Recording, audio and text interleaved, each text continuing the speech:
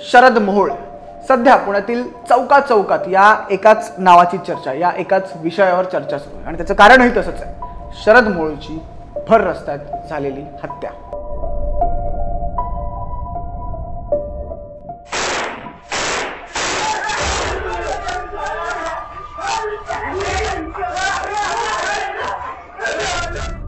तारीख होती 5 जानेवारी 2024, वेळ दुपारी 1:20। शरद मोहोळ काही कामानिमित्त आपल्या घरातून बाहेर पडला। त्याच्या सोबत होते त्याचे साथीदार। पुढे काही अंतरावर गेल्यानंतर त्याच्या एका साथीदारानं पिस्तूल काढलं आणि शरद मोहोळवर फायरिंग केली।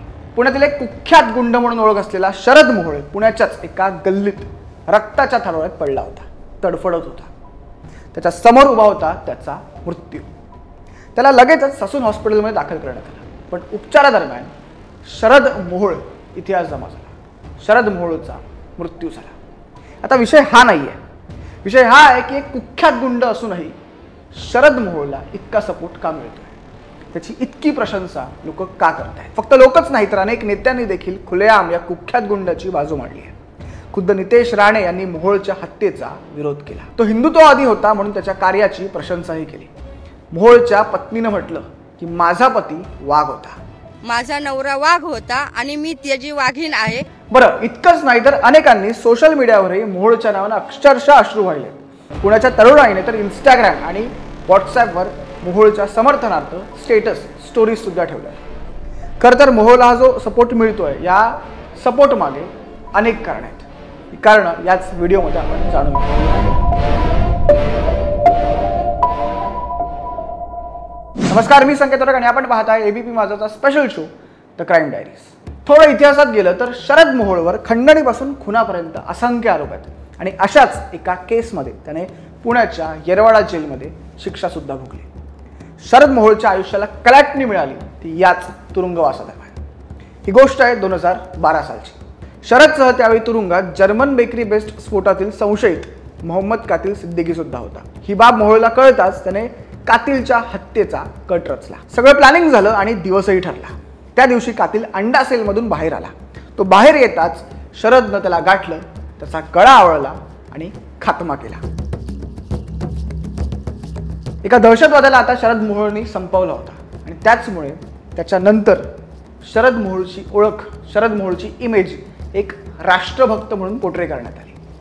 पुढे तुरुंगातून सुटल्यानंतर शरद मोहोळनं स्वतःला गुन्हेगारी विश्वापासून जरा लांबच ठेवलं आणि तो थेट उतरला समाजसेवेत आणि कामं करू लागला जनतेची। त्यानं हिंदुत्वाच्या कामासाठी स्वराज नावाने एक संघटना सुरू केली। इतर हिंदुत्ववादी संघटनांसह तो काम करू लागला। गर्व नाहीये मला, मी हिंदू असल्याचा, मला हिंदू असल्याचा। त्याचं सर्वात जास्त गाजलेलं काम म्हणजे गोहत्येला विरोध आणि म्हणूनच संपूर्ण पुण्यात त्याची गोरक्षक म्हणून एक इमेज तयार झाली होती।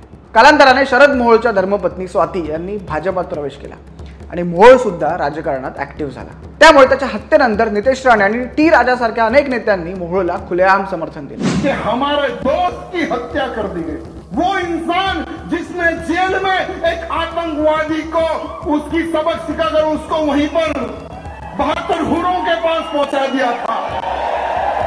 कुठेही काही हिंदू समाजावर संकट आला तर हे कुटुंब तेव्हा उभं राहिलेलं आहे। ताई स्वतः उभं राहिलेले आहेत, त्यांचे पती स्वतः उभे राहिलेले आहेत। ते हिंदुत्ववादीचं काम करतात म्हणून हे सगळी घटना झालेली आहे आणि समोरच्याला जर वाटत असेल की त्यांचं असं करून मी खचून जाईल तर त्यांना एकच सांगणं आहे की मी हिंदुत्ववादीची बायको आहे, माझा नवरा वाघ होता आणि मी त्याची वाघीण आहे आणि मी हिंदुत्वासाठी जोपर्यंत मरण येत नाही तोपर्यंत लढणार। अर्थात आता गुंडांना सपोर्ट करणं नेत्यांना किती शोभतं हा एक संशोधनाचा विषय झाला, पण असो त्याच्यावरती एक वेगळा व्हिडिओ करता येईल अख्खा। असो पुढे तर शरद मोहोळनं त्यानंतर स्वतःला गुन्हेगारी विश्वापासून दूर केलं, पण गुन्हेगारी विश्व त्याला दूर करू शकलं नाही आणि याच गुन्हेगारीच्या इतिहासामुळे शरद मोहोळची भर रस्त्यात हत्या झाली। ज्या प्रकारे त्याने इतरांना मारलं, आज त्याचाही मृत्यू तसाच झाला, तडफडून। धन्यवाद। एबीपी माझा, उघडा डोळे बघा नीट।